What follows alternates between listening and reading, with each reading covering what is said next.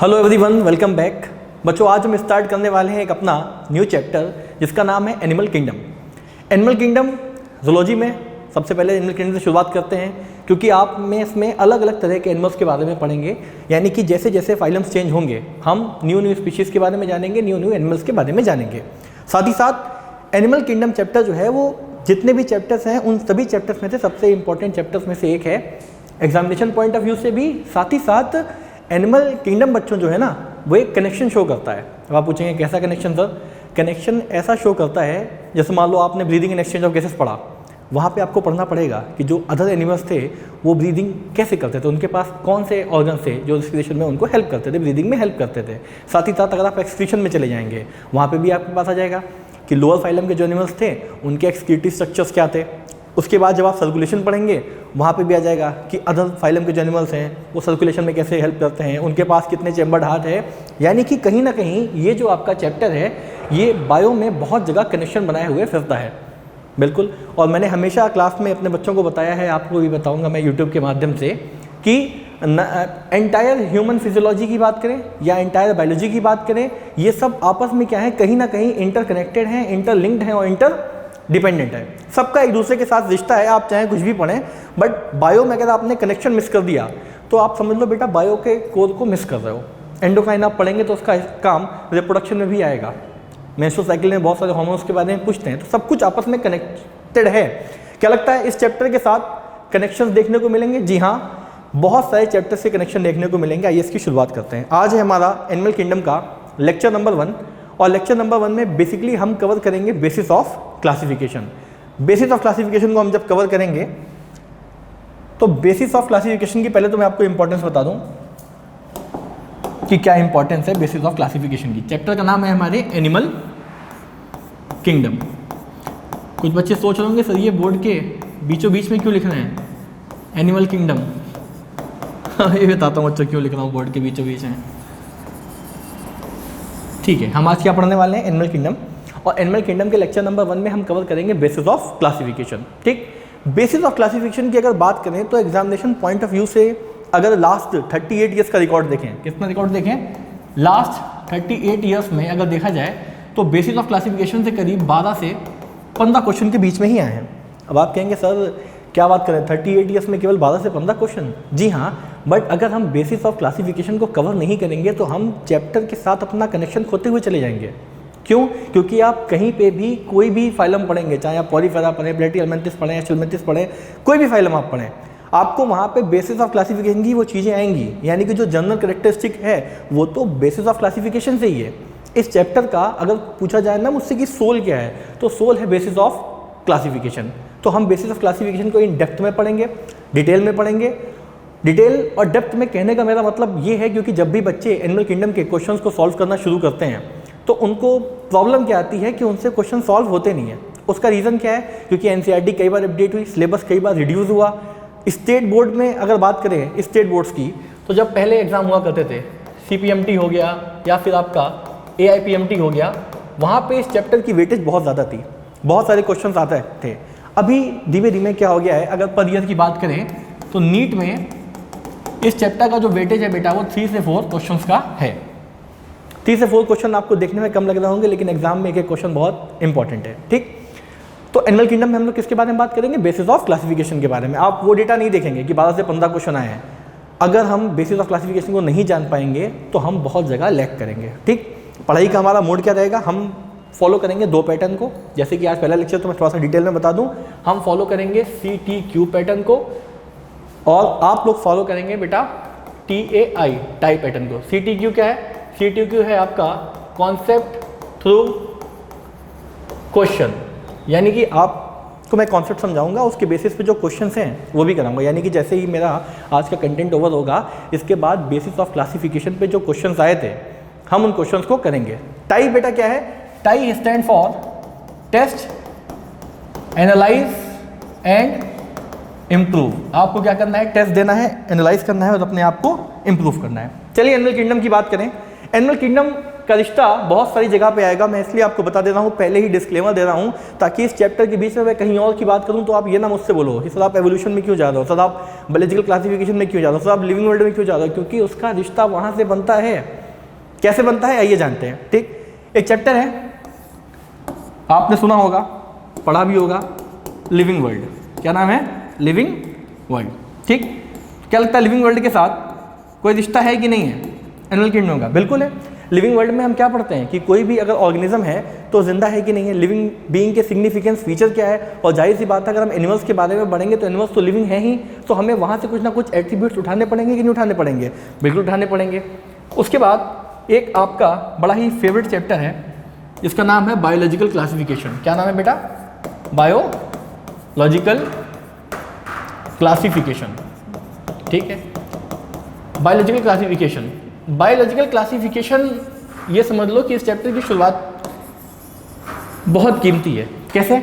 Biological classification में हमने क्या पढ़ा? कई तरह के क्लासिफिकेशन सिस्टम आए थे अपने पास, 2 kingdom classification, 3 kingdom classification, 4 kingdom classification, 5 kingdom classification. उसके बाद अलग अलग डोमेन्स के बारे में आया था। यहाँ पे जब साइंटिस्ट लोगों ने देखा कि भाई एनिमल्स तो बहुत सारे हो रहे हैं, चलो क्यों ना इनको क्लासीफाई किया जाए, तो उन्होंने सोचा कि कुछ एनिमल्स ऐसे हैं जो आसमान में उड़ रहे हैं, कुछ पानी के नीचे हैं, कुछ धरती पे है, तो एनिमल्स बहुत सारे हो गए कि नहीं हो गए?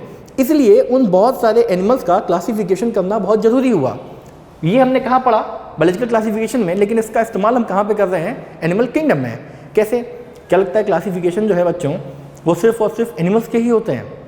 ऐसा नहीं है, आप जिस सोसाइटी में रहते होंगे वहाँ भी तो क्लासिफिकेशन देखने को मिलता होगा कि लेफ्ट विंग किधर है, राइट विंग किधर है, कौन से फ्लोर पे कौन सा अपार्टमेंट है। ये भी एक तरीका का क्या है? क्लासिफिकेशन है। और क्लासिफिकेशन हमको बहुत हेल्प करता है चीज़ों को एक बेटर अंडरस्टैंडिंग प्रोवाइड करने के लिए। साथ ही साथ इसी चैप्टर में थोड़ा सा बहुत कनेक्शन आएगा किसका? हमारे फेवरेट चैप्टर का, जिसका नाम है इवोल्यूशन। क्या नाम है? इवोल्यूशन। अब आप पूछेंगे सर ये एनिमल किंगडम में एवोल्यूशन कहाँ पे आएगा? क्यों नहीं आएगा? क्यों? एवोल्यूशन में आपको क्या बताया जाता है कि जो फर्स्ट लाइफ है वो कहाँ पे आई है? वाटर में आई है। और साथ ही साथ हमारा एनिमल किंगडम का जो पहला फाइलम है उसका नाम क्या है? पोरीफेरा। पोरीफेरा कैसे हैं? एक्सक्लूसिवली मैराइन है या सिर्फ मैराइन है? पानी में पाए जाते हैं? बताइए। एक्वेटिक एनिमल्स हैं, पानी में पाए जाते हैं। ठीक, फर्स्ट लाइफ कहाँ पे आई? वाटर में आई। क्या सीधे पोरीफेरा आ गया? उससे पहले भी आया कुछ? सोचिए, इन सारे सवालों के जवाब किस में है? एवोल्यूशन में। और एवोल्यूशनरी हायरार्की हमें चीज़ों को बताती है सीक्वेंस, कि कौन सी चीज़ कब आई, कैसे आई, उसके बाद कौन आया। ठीक, इन चीज़ों के बारे में हमको देखने को मिलेगा। आइए बात करते हैं अगले बारे में। ठीक, पहले तो मैंने बताया कि आपको कि entire human physiology, entire biology is interconnected, interlinked and interdependent. अभी एवोल्यूशन के बारे में बताया। एवोल्यूशन हमें एक कॉन्सेप्ट प्रोवाइड करता है, एक सीक्वेंस बताता है चीज़ों के डेवलपमेंट का। ठीक, अगर एवोल्यूशन ना हो तो समझ लो कुछ है ही नहीं। एक बहुत ही फेमस साइंटिस्ट ने एक स्टेटमेंट बोला है, क्या आप मुझे बता सकते हैं ये स्टेटमेंट कौन से साइंटिस्ट का है? कि nothing in the biology make sense accept in the light of evolution. यानी कि अगर आप एवोल्यूशन को हटा दें तो बायो में कोई सेंस बनेगा नहीं, क्योंकि हमें बहुत सारे सवालों के जवाब कहाँ से मिलते हैं? एवोल्यूशन से मिलते हैं। साथ ही साथ जैसे कि शुरुआत जो हुई थी वो यूनिसेलुलर ऑर्गेनिज्म से हुई थी। आज आपके सामने इतना बड़ा एक मल्टीसेलुलर ऑर्गेनिज्म खड़ा है कि नहीं खड़ा है? आप एनिमल भी बोल सकते हैं, कोई नहीं, humans are also animal but they are social animal. ठीक, तो यूनिसेलुलर से जो बच्चों मल्टीसेलुलर, कैसा? मल्टीसेलुलर तक का जो सफ़र था वो ऐसा तो है नहीं कि एक ही रात में हो गया, एक शॉर्ट स्पेन ऑफ टाइम में हो गया होगा। बहुत सारा टाइम लगा कि नहीं लगा? बिल्कुल लगा। ठीक, साथ ही साथ अगर देखा जाए तो पोरीफेरा से फाइलम कॉर्डेटा तक हम जाएंगे तो क्या हम कॉम्प्लेक्स होते चले गए कि नहीं चले गए?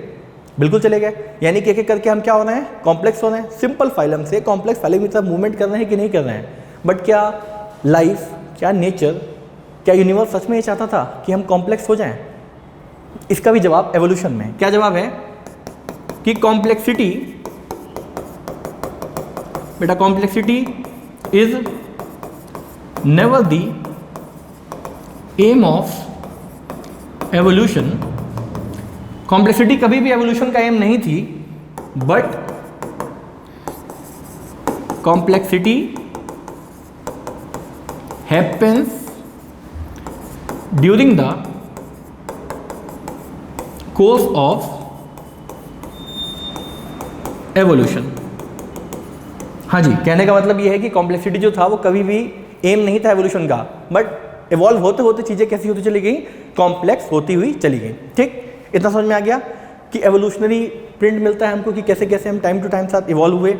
थोड़ा बहुत बायोलॉजिकल क्लासिफिकेशन आएगा, थोड़ा बहुत लिविंग वर्ल्ड आएगा, बट हमें इन चीज़ों के बारे में मैं आपसे बात करूं तो आप घबराना नहीं कि सर आप एनिमल किंगडम पढ़ा दो, आप बात बायोलॉजिकल क्लासिफिकेशन की क्यों कर रहे हो, क्योंकि वहाँ पे कॉन्सेप्ट है। मैं एरिस्टोटल के बारे में बात करूँ, मैं आर एच विटेकर के बारे में बात करूँ, तो आप प्लीज़ मुझको सुनिएगा और 1 घंटा 1.5 घंटा लगातार ध्यान से सुनिएगा। उसके बाद बायोलॉजिकल क्या कहते हैं, बेसिस ऑफ क्लासिफिकेशन के जितने क्वेश्चंस हैं वो आपसे एक बार में लगेंगे बहुत आराम से, और ध्यान से पढ़िएगा। ठीक, चलिए हम क्या पढ़ने वाले हैं बच्चों, हम पढ़ने वाले हैं बेसिस ऑफ क्लासिफिकेशन। क्या पढ़ने वाले हैं, बेसिस ऑफ क्लासिफिकेशन। ठीक, हमें मालूम है कि जो पहली लाइफ थी वो कहाँ पे आई थी, वाटर में आई थी। जी हाँ, ठीक। अब जब भी बेसिस ऑफ क्लासिफिकेशन को पढ़ते हैं तो पहले तो हम बता दें कि हम कुछ ही चीज़ें हैं जिसको सीक्वेंस में पढ़ते हैं और साथ ही साथ सभी फाइलम में उन चीज़ों का रिपीटेशन आपको देखने को मिलेगा, और वो कहलाएंगी जनरल कैरेक्टरिस्टिक। जैसे कि अगर बेसिस ऑफ क्लासिफिकेशन की बात करें तो क्या हम लेवल ऑफ ऑर्गेनाइजेशन के बारे में सुना है आपने, बिल्कुल सुना होगा, लेवल ऑफ ऑर्गेनाइजेशन। जी हाँ, उसके बाद हम क्या पढ़ते हैं, हम सिमेट्री पढ़ते हैं। अभी मैं सिर्फ और सिर्फ आपको ये बता रहा हूँ कि चैप्टर का सोल क्या है, चैप्टर का कोर क्या है, चैप्टर आपसे डिमांड क्या कर रहा है, या फिर हमारा जो आज का लेक्चर है वो आपसे क्या डिमांड कर रहा है। धीमे धीमे हम आगे बढ़ेंगे। ठीक, लेवल ऑफ ऑर्गेनाइजेशन के बारे में बात करेंगे, सिमेट्री के बारे में बात करेंगे, हम सीलोम के बारे में बात करेंगे। इन चीज़ों को एक्सप्लेन करूँगा मैं कि सीलोम क्या है, सिमेट्री क्या है, लेवल ऑफ ऑर्गेनाइजेशन क्या है। क्या हम सेगमेंटेशन के बारे में बात करते हैं? जी हाँ, बिल्कुल सेगमेंटेशन के बारे में बात करते हैं। और हम किसके बारे में बात करते हैं बताइए, क्या हम नोटोकॉर्ड के बारे में बात करते हैं? जी हाँ, बिल्कुल नोटोकॉर्ड के बारे में बात करते हैं। क्या सिर्फ इतनी ही चीज़ें हैं या इसके अलावा और भी चीज़ों के बारे में हम बात करेंगे? और भी बहुत सारी चीज़ें आएंगी, जैसे कि अगर हम बात करें तो क्या अलग अलग एनिमल्स का अगर हम डाइजेशन की बात करें तो उनका डाइजेशन भी कैसा होगा, डिफरेंट होगा। ठीक, साथ ही साथ उनका जो सर्कुलेशन होगा वो भी कैसा होगा, डिफरेंट होगा। हम किसके बारे में बात करेंगे, हम जर्म लेयर के बारे में बात करेंगे। किसके बारे में बात करेंगे, जर्म लेयर्स के बारे में बात करेंगे। ये जो कुछ बेसिक पॉइंट हैं इनके बारे में सभी जगह आपके बारे में बात किया जाएगा। कोई भी फाइलम आप स्टार्ट करेंगे आपको जानना पड़ेगा कि लेवल ऑफ ऑर्गेनाइजेशन उसके अंदर क्या है, उसकी सिमेट्री कैसी है, वो सिलोमेट है कि नहीं है, सेगमेंटेशन कैसा है, उसके पास क्या नोटोकॉर्ड प्रेजेंट है कि नहीं प्रेजेंट है, डाइजेशन कैसा है, सर्कुलेशन कैसा है, उसके पास जर्म लेयर कैसी है। इन्हीं बेसिक चीज़ों को हम धीमे धीमे करके शुरू करेंगे और आगे पढ़ते चलेंगे। ठीक, मेरी बात ध्यान सुनिएगा बच्चों। बेसिस ऑफ क्लासिफिकेशन को अगर पढ़ाने पे कोई आए तो शायद 8-10 वीडियो भी कम पड़ जाए। क्यों? क्योंकि क्लासिफिकेशन जो है वो कई बेसिस पे हो सकता है।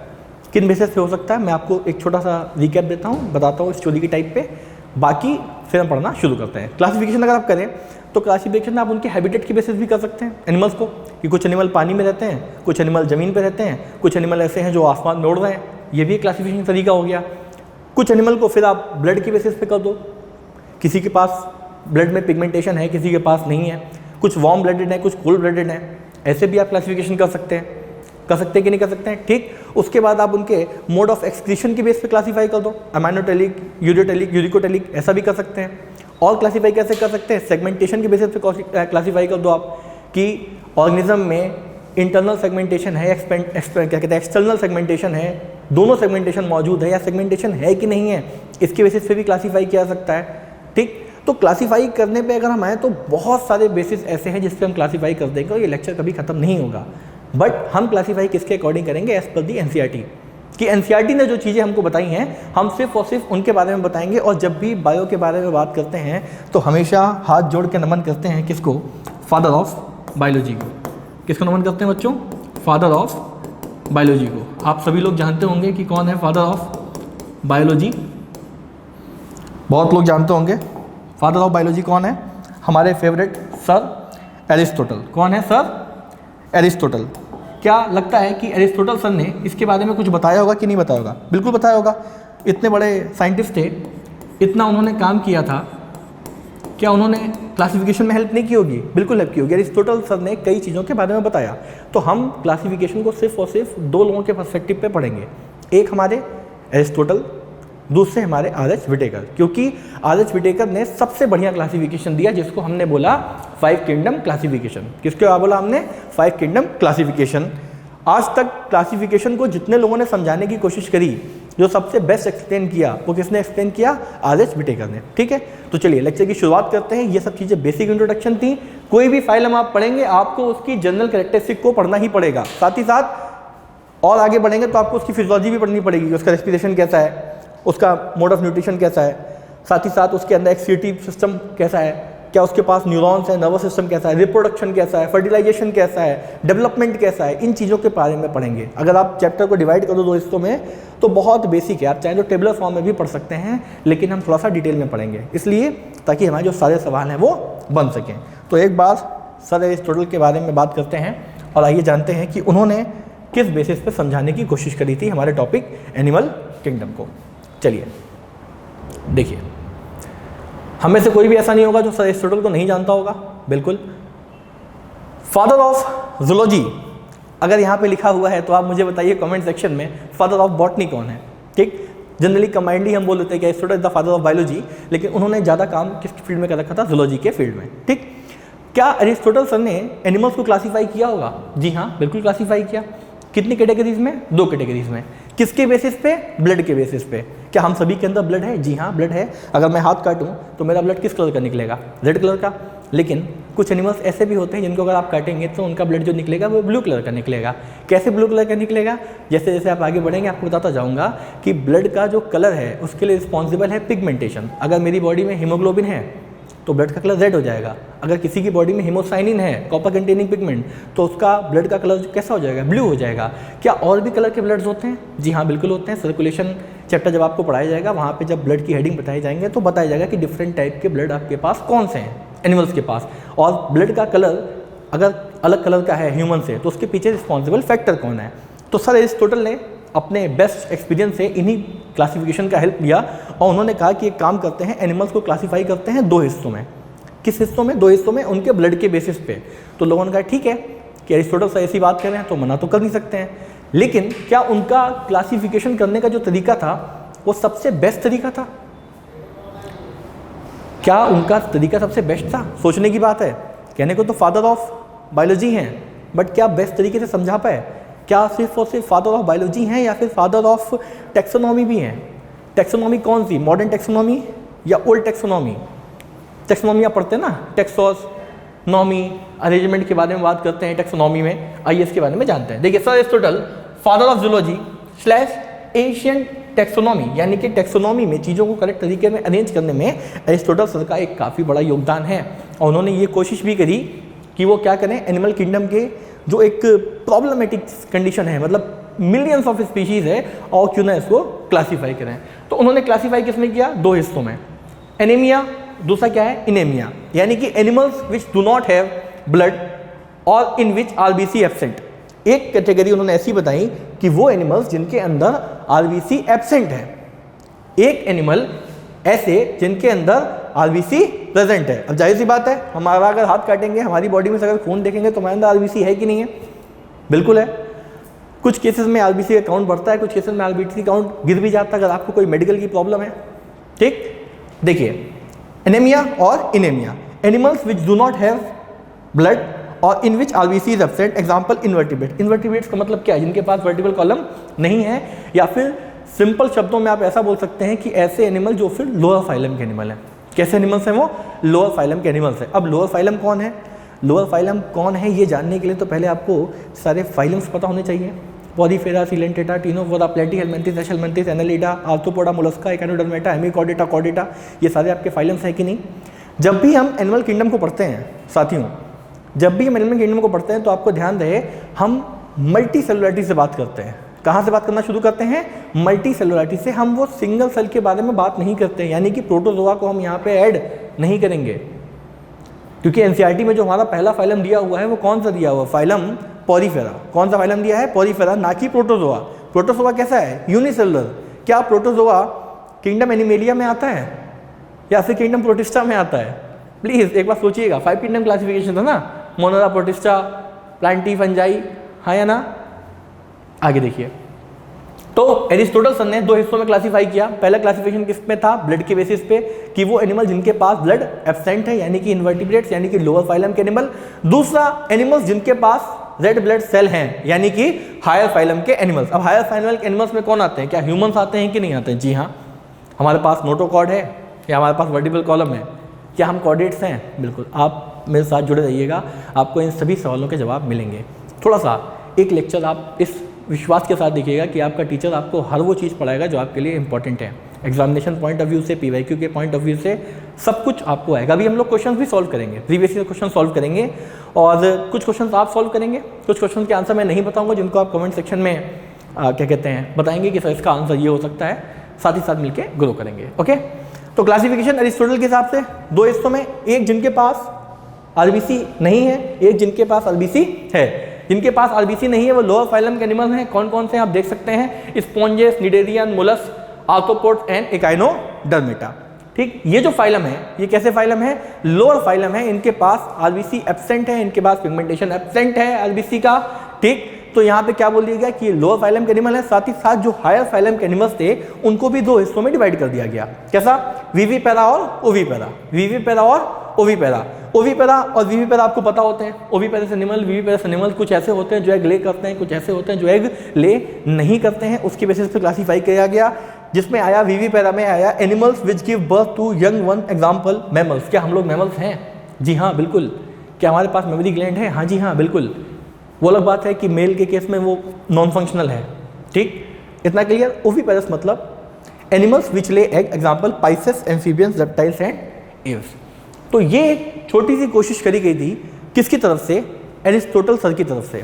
क्या कि आइए मैं समझा के देखता हूँ कि एनिमल किंगडम को कैसे हम क्लासीफाई करें।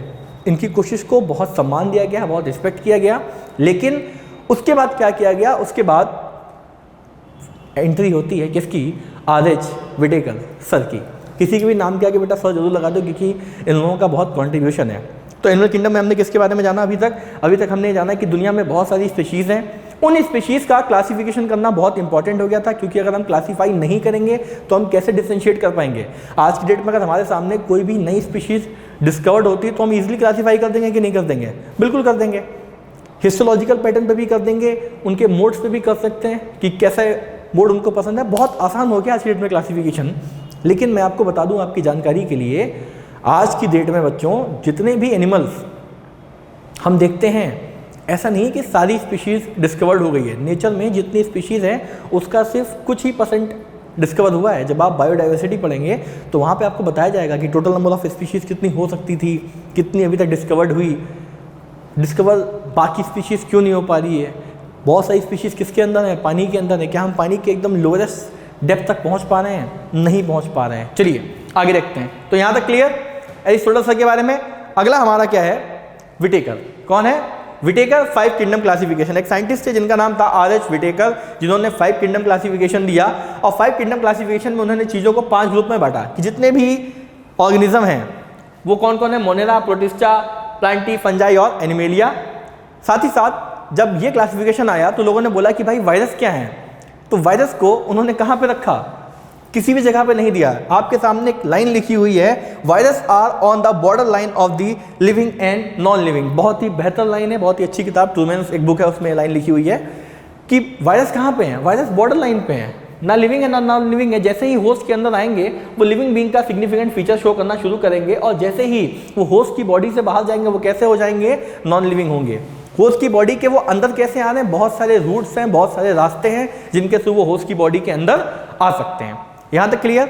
अभी हमने क्या देखा, basis features of the animals. ठीक, अगर मान लो कोई एनिमल है तो उसके अंदर कुछ बेसिक फीचर्स होंगे कि नहीं होंगे? बिल्कुल होंगे। जानवर को जानवर कहना किस बेसिस पे कह दोगे, यानी फिर लिविंग को लिविंग अगर आप कहोगे तो किस बेसिस पे कहोगे? लिविंग बीइंग के कुछ सिग्निफिकेंट फीचर होते हैं कि नहीं होते हैं? जी हाँ बिल्कुल होते हैं। कहाँ पढ़ा होगा आपने? लिविंग वर्ल्ड में पढ़ा होगा। ठीक, अभी हम बात करेंगे किसके बारे में, एनिमल्स के बारे में। किसके बारे में बात करेंगे? एनिमल्स के बारे में बात करेंगे। क्या लिखा है? Basic features of animals. यानी कि अगर कोई एनिमल है तो हम किन बेसिस पे उसको बोल सकते हैं कि वो एनिमल है। पहली बात क्या है, मल्टीसेलुलर। क्या बात करी हमने? मल्टीसेलुलर। क्यों? क्योंकि किंगडम एनिमेलिया में जिन चीज़ों को हमने पढ़ना शुरू किया, जिन चीज़ों को हमने जानना शुरू किया, हमने अपनी शुरुआत कहाँ से करी? मल्टीसेलुलरिटी से करी। कहाँ से करी?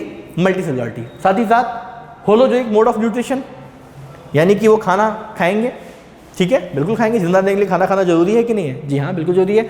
मोड ऑफ न्यूट्रिशन कई तरीके का होता है, ऑटोट्रॉपिक, हेटरोट्रॉपिक, डाइजेशन में पढ़ाया करते थे, ठीक। यूकैरियोटिक होंगे, लोकोमोशन शो करेंगे। क्या एनिमल्स लोकोमोशन शो करते हैं? बिल्कुल शो करते हैं। लोकोमोशन का मतलब क्या है? चेंज इन प्लेस, ठीक। लोकोमोशन और मूवमेंट में डिफरेंस है बेटा, मैंने क्लास में आपको कई बार बताया है कि मूवमेंट, ये जो मैं कर रहा हूँ ये क्या है? ये मूवमेंट है। और अगर मैं अपनी चेंज इन प्लेस कर रहा हूँ, ये क्या है? लोकोमोशन है। तो लोकोमोशन एक अलग चीज़ है, मूवमेंट एक अलग चीज़ है। अगर कोई लिविंग बीइंग है तो वो क्या करेगा? मूवमेंट को परफॉर्म करेगा। अब सवाल आता है सर पॉलीफेरा क्या है? पॉलीफेरा तो ऐसे फाइलम हैं जो एक जगह पे रुके रहते हैं। क्या पॉलीफेरा का लार्वा मूव करता है? जुड़े रहिए, बने रहिए, बहुत डेप्थ में ऐसा पॉलीफेरा पढ़ाया जाएगा बच्चों आपको, आप मेरा यकीन मानिए ऐसा आपने कहीं नहीं पढ़ा होगा, ठीक। साथ ही साथ नर्वस सिस्टम, नर्वस सिस्टम पे कई बार क्वेश्चन पूछ सकते हैं कि कौन सा ऐसा फाइलम था जिसमें पहली बार न्यूरॉन्स देखे गए थे? क्या वो फाइलम सिलेंटेटा था? क्या वो एनिमल हाइड्रा था? क्या वो उसके पास एपोलर न्यूरॉन था? इस तरीके के क्वेश्चन वो आपको बना के आपसे पूछेंगे और आपको ऑप्शंस में टिक करना होगा। साथ ही साथ एनिमल्स रिक्वायर ऑक्सीजन, जी हाँ बिल्कुल, जिंदा रहने के लिए क्या जरूरी है? ऑक्सीजन जरूरी है। अगर हमें ऑक्सीजन नहीं मिलेगी तो क्या हम सेलुलर रेस्पिरेशन कर पाएंगे? नहीं कर पाएंगे। तो एनिमल्स को क्या चाहिए? ऑक्सीजन चाहिए। साथ ही साथ एनिमल्स के अंदर एक प्रॉपर्टी है, rapid response to external environment. Suppose अगर एक डॉग है और वो सो रहा है और उसके सामने आपने एक बिस्किट का पैकेट फाड़ा, तो जो बिस्किट के रैपर की आवाज़ है वो डॉग को जगा देगी। अगर एक स्नेक जा रहा है और आपने उसके ऊपर पैर रख दिया तो तुरंत आपको हेलो कर देगा। क्यों? क्योंकि एनिमल की प्रॉपर्टी है क्या करना? किसी भी एक्सटर्नल इन्वायरमेंट में आपको रिस्पॉन्ड करना और तुरंत से तुरंत रिप्लाई करना। तो ये चीज़ें क्या थी? ये एक बेसिक कैरेक्टरिस्टिक थी। होलोजोइक मोड ऑफ न्यूट्रिशन होगा, मल्टीसेलुलरिटी होगी, यूकैरियोटिक एनिमल्स होंगे, लोकोमोशन शो करेंगे, नर्वस सिस्टम होगा। ये सब किसके बारे में बताया जा रहा है? एनिमल्स के बारे में बताया जा रहा है। हो सकता है शुरू के कुछ फाइलम ऐसे हों जिसमें आपको नर्वस सिस्टम देखने को ना मिले, लेकिन अगर सेलुलर लेवल ऑफ ऑर्गेनाइजेशन होगा तो जो रिस्पेक्टिव सेल हैं वो अपने उन काम को बेहतर तरीके से कर लेंगे। इतना क्लियर? अब देखिए, एनिमल को क्लासीफाई करने के लिए और भी तरीके ढूंढे गए कि हम कैसे क्लासीफाई कर सकते हैं बेहतर तरीके पे। यहाँ पे क्या लिखा है? एनिमल्स, मेटाजोन्स बोला गया।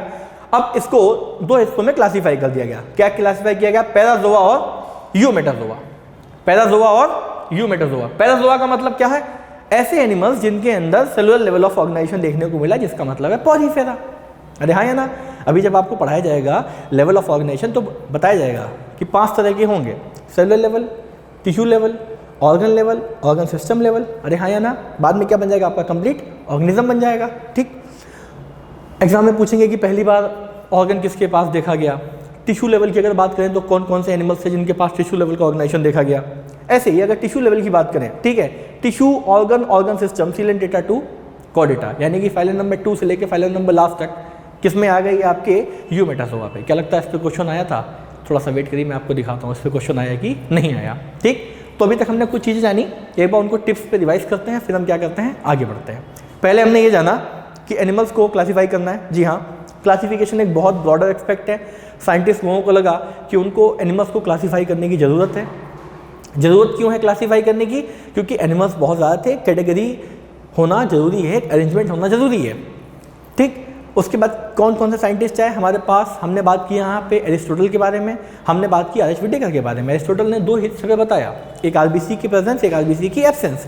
एरिस्टोटल ने दिया 5 किंगडम क्लासिफिकेशन। हम पढ़ते हैं किंगडम एनिमेलिया, और किंगडम एनिमेलिया में हम उन फाइलम्स को पढ़ेंगे जो कि मल्टी सेलुलरिटी को शो करेंगे, ना कि यूनिसेलुलरिटी को। इसलिए यहाँ पे हम प्रोटिस्टा को, प्रोटोजोआ को ऐड नहीं करेंगे। ओके, चलिए, क्या प्रोटोजोआ एक प्रोटिस्ट है? क्या यूनिसेलुलर प्रोटिस्ट है? प्लीज बताइए। पैराजोआ, यूजोआ। अब देखो बच्चों, बेसिस ऑफ क्लासिफिकेशन, यानी कि किन बेसिस पे हमने एनिमल्स को क्लासीफाई किया। सबसे पहले बात करते हैं सेलुलर लेवल ऑफ ऑर्गेनाइजेशन। देखो, आपने पढ़ा होगा ना, सेल जब चैप्टर आपने पढ़ा होगा तो वहाँ पे आपने एक चीज़ बहुत प्यार से देखी होगी कि जो ऑर्गेनाइजेशन होता है वो ऐसा नहीं है कि एकदम से कोई टिश्यू बन जाता है, एकदम से कोई ह्यूमन बीइंग बन जाता है, ऑर्गेनिज्म बन जाता है। सबसे पहले क्या होता है? सबसे पहले बच्चों सेल होता है कि नहीं होता है? जी हाँ, बहुत सारे सेल मिलेंगे तो क्या बनेगा? टिश्यू बनेगा कि नहीं बनेगा? बहुत सारे टिश्यू मिलेंगे तो क्या बनेगा? ऑर्गन बनेगा कि नहीं बनेगा? फिर क्या बनेगा? आपका ऑर्गन सिस्टम बनेगा, और लास्ट में आपका क्या बनेगा? ऑर्गेनिज्म बनेगा। क्या बनेगा? ऑर्गेनिज्म, ठीक। यानी कि अगर हम नंबरिंग करते हैं इसकी तो नंबर क्या जाएगा 1 2 3 4 और 5, ऐसा होगा कि नहीं होगा? बिल्कुल होगा। तो जब ऑर्गेनाइजेशन पढ़ा गया तो यानी कि कुछ एनिमल्स ऐसे थे जिनके पास केवल सेलुलर ग्रेड था। कैसा ग्रेड था? Cellular grade. और अगर सेलुलर ग्रेड है तो उनके अंदर एक बहुत ही अच्छी चीज़ देखने को मिली जिसको हम क्या बोलते हैं? Division of labour. क्या बोलते हैं? Division of labour. यानी कि जितने भी जो भी डिज़ायर्ड काम है उन कामों का क्या कर दिया गया है? यहाँ पे बंटवारा कर दिया गया है कि आप सब लोग अपना अपना काम संभालेंगे और बहुत बेहतर तरीके से हमने अपने काम को संभाला। आइए जानते हैं पहला हमारा कौन सा है। पहला है हमारा सेलुलर लेवल ऑफ ऑर्गेनाइजेशन। पहला ऑर्गेनाइजेशन हमारा कौन सा है बच्चों? पहला ऑर्गेनाइजेशन है सेलुलर लेवल ऑफ ऑर्गेनाइजेशन। यानी कि cells are arrange as loose cell aggregate and division of labour are seen. बहुत सारे सेल्स थे, उनको लूज सेल एग्रीगेट बना दिया गया कि नहीं बना दिया गया? बना दिया गया। और अगर लूज सेल एग्रीगेट बना दिया गया तो जितने सेल्स थे उन सबके पास अपना अपना काम दे दिया गया कि आप एक्स काम करोगे, आप वाई काम करोगे, आप रेस्पिरेशन परफॉर्म करोगे, आप सर्कुलेशन परफॉर्म करोगे। यहाँ पे हमको क्या देखने को मिला? यहाँ पे हमको देखने को मिला डिवीजन ऑफ लेबर। और डिवीजन ऑफ लेबर की जब भी बात करेंगे तो हमारा जो सबसे प्यारा फाइलम है उसका क्या नाम है? पॉलीफेरा, जिसके अंदर जो एग्जाम्पल्स आते हैं वो क्या आते हैं? स्पॉन्जेस। क्या आते हैं बच्चों? स्पॉन्जेस। तो अगर कोई आपसे पूछे कि ग्रेड 1 के बारे में बात किया गया तो क्या था आपका? Cellular grade. उसके बाद हमारे पास क्या आया? उसके बाद हमारे पास आया ग्रेड 2। और ग्रेड 2 हमारा क्या है? Tissue grade. यानी कि बहुत सारे सेल्स थे और सेल्स मिलके क्या बनाए? टिश्यू बनाए। एनुअल टिश्यू आपको पढ़ाया जाएगा कि सेल से टिश्यू। ठीक, अब टिश्यू अगर आ गए तो देखो ना बच्चों, क्या जो बाकी के फाइलम से यानी कि फाइलम पॉलीफेरा के बाद जो नेक्स्ट 2 फाइलम आएंगे उनके ऊपर एडवांसमेंट आएगी कि नहीं आएगी? बिल्कुल आएगी। पूछे कैसे आएगी? अरे वहाँ पे सेलुलर ग्रेड था, यहाँ पे टिश्यू ग्रेड है, यानी कि सिलेंट्रेटा और टिनोफोरा के पास एक एडवांसमेंट है ओवर व्हाट? Over Porifera. वो उनसे बेहतर तरीके से चीज़ों को कहाँ देंगे, कैसे करेंगे, जानेंगे। आइए अगला हमारा कौन सा है? Tissue level cells formed poorly defined tissue examples cnidarians and Ctenophora. यानी कि यहाँ पे टिश्यू तो बने लेकिन उतने बेहतर तरीके के टिश्यू नहीं थे। अगर ह्यूमन बॉडी की बात करें तो क्या ह्यूमन बॉडी में टिश्यू है? जी हाँ। कितने तरीके के? क्या 4 तरीके के टिश्यू हैं? क्या मस्कुलर टिश्यू है? क्या कनेक्टिव टिश्यू है? क्या एपिथेलियल टिश्यू है? क्या नर्वस टिश्यू है? बिल्कुल। एवोल्यूशनरी हायरार्की पे आज की डेट में सबसे टॉप पे कौन है? ह्यूमन। यानी कि हमारे बाद हमारे जैसा कोई नहीं होगा। क्यों? क्योंकि हम ऑलरेडी सबसे टॉप पे हैं। क्या आप बता सकते हैं जियोलॉजिकल टाइम स्केल से हम कौन सी एज में हैं? क्या हम आइस एज में हैं? सोचिएगा एक बार। या हम किसी दूसरी एज में हैं? आइस एज से ऊपर भी कोई एज आती है क्या? आइए बच्चों बात करते हैं। Next organ level. पहला हमारा कौन सा था? Cellular level. उसके बाद हमारा कौन सा था? Tissue level. उसके बाद हमारे पास कौन सा आया? Organ level. और ऑर्गन लेवल का एग्जाम्पल है आपका प्लेटीहेलमिन्थस। क्या है एग्जाम्पल? प्लेटीहेलमिन्थस, जिसे हम फ्लैटवॉर्म भी कहते हैं। ठीक, ये एग्जाम में पूछा जाता है कि भाई ऑर्गन पहली बार कहाँ से बनना शुरू हुआ? तो आप क्या आंसर करेंगे? आप आंसर करेंगे प्लेटीहेलमिन्थस। साथ ही साथ प्लेटीहेलमिन्थस फाइलम जो है ना वो बहुत इंपॉर्टेंट फाइलम है। पूछो क्यों? क्योंकि प्लेटीहेलमिन्थस फाइलम में ही पहली बार सिविलाइजेशन स्टार्ट हुआ। क्या स्टार्ट हुआ? सिविलाइजेशन। अब आप पूछेंगे कि सिविलाइजेशन का मतलब क्या होता है? सिविलाइजेशन का मतलब होता है फॉर्मेशन ऑफ हेड। अगर फॉर्मेशन ऑफ हेड हुआ तो जाहिर सी बात हमें डायरेक्शन मिली, क्योंकि हम अपने हेड के डायरेक्शन में ही तो मूव करते हैं। जी हाँ, प्लेटीहेलमिन्थस के फाइलम के कुछ मेंबर्स ऐसे हैं जिनके पास रेट ऑफ रीजनरेशन की पावर बहुत ज़्यादा है। इंपॉर्टेंट। कैसा है ये? इंपॉर्टेंट, बहुत इंपॉर्टेंट। उसके बाद क्या होगा?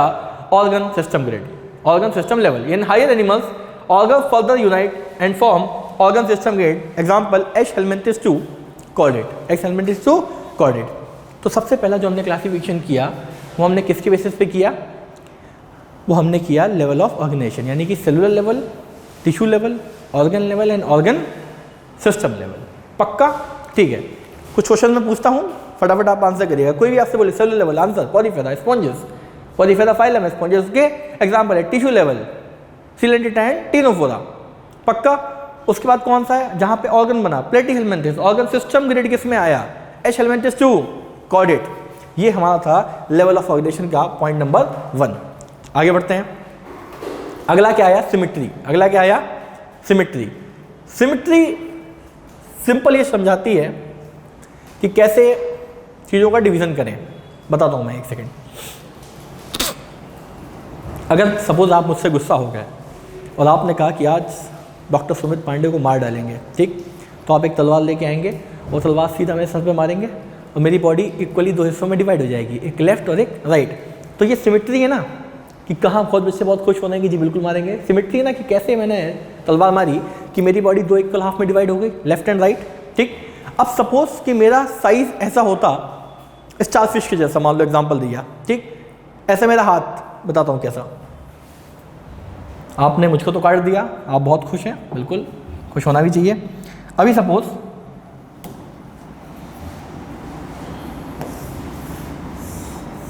ये एक एनिमल बना रहा हूँ समझाने के लिए, जस्ट एक समझाने के लिए, आपको कौन सा एनिमल है क्या है ये सब नहीं पूछना है।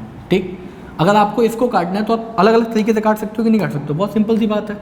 ऐसे काट दोगे, ऐसे काट दोगे, अरे हाँ या ना, बिल्कुल। इस प्लेन से काट दोगे कि नहीं काट दोगे। ठीक, अब अगर मान लो एक सिंपल डायग्राम, सपोज ये कोई ऑर्गेनिज्म है, इसको आपको कट करना है, क्या करना है, कुछ नहीं करना है, बीच में से एक लाइन ड्रॉ करनी है अपने आप, एक लेफ्ट और एक राइट, दो हिस्सों में डिवाइड हो जाएगा कि नहीं हो जाएगा, जी हाँ बिल्कुल डिवाइड हो जाएगा। ठीक, तो ये क्या है, ये सिमेट्री है। अब देखो सिमेट्री जानना क्यों जरूरी है, क्योंकि हम क्या पढ़ रहे हैं, बेसिस ऑफ क्लासिफिकेशन। आपके सामने अलग अलग तरह के एनिमल्स देखने को मिले हैं। कुछ एनिमल्स ऐसे हैं जिसको आप कहीं से भी काटो, कैसे भी काटो, लेकिन आप उनको इक्वली डिवाइड नहीं कर पाओगे। मैंने अक्सर ऐसा देखा है कि जब भी लोग सिमेट्री पढ़ाते हैं तो जनरली बोल देते हैं कि पॉलीफेरा में कैसी देखने को मिलती है, एसिमेट्री। लेकिन शायद वो ये बताना भूल जाते हैं कि ऐसा नहीं है कि सारे पॉलीफेरा में सिमेट्री कैसी है, एसिमेट्री। कुछ पॉलीफेरस ऐसे हैं जो सिमेट्री शो करते हैं। क्या वो रेडियल सिमेट्री शो करते हैं? वेट करिए, आप पॉलीफेरा आने दीजिए, आपको बताया जाएगा कि ऐसे भी पॉलीफेरा हैं जिनके पास सिमेट्री होती है। और ये बोलना बिल्कुल ही टेक्निकली गलत है कि पॉलीफेरा के पास क्या है, एसिमेट्री। हमको बोलना चाहिए not all Porifera are asymmetrical but mostly Porifera are asymmetrical. मतलब ये जरूरी नहीं है कि सारे एसिमेट्रिकल, मोस्ट ऑफ दी कैसे होते हैं, एसिमेट्रिकल होते हैं। आपके सामने अलग अलग एग्जांपल्स देखने को मिले हैं। सिमेट्री हमारे पास कितने तरीके की होती है? सिमेट्री होती है हमारे पास तीन तरीके की। पहली है एसिमेट्री, दूसरी है रेडियल सिमेट्री और तीसरी है बाइलेटरल सिमेट्री। जब आप एमबीबीएस के फर्स्ट ईयर में जाएंगे तो वहाँ पे आपको पढ़ाया जाएगा प्लेन और एक्सिस। तो आपको वहाँ पे बहुत सारे प्लेन पढ़ाए जाएंगे, frontal plane, sagittal plane, transverse plane, कई तरह के वहाँ पे प्लेन होंगे। ठीक, कि बॉडी को किस तरीके से डिवाइड करना, ऑपरेशन वगैरह आप करेंगे उसमें आपको सिखाया जाएगा। प्लेन एक्सिस के टॉपिक आता है, अच्छा है, ठीक, सिखाया जाता है। उसका एक छोटा सा मान लो हिंट मान लो। पहला है एसिमेट्री, कैसे भी काटो किसी भी हिस्से में डिवाइड नहीं होगा, यानी कि no plane can divide the body in equal half.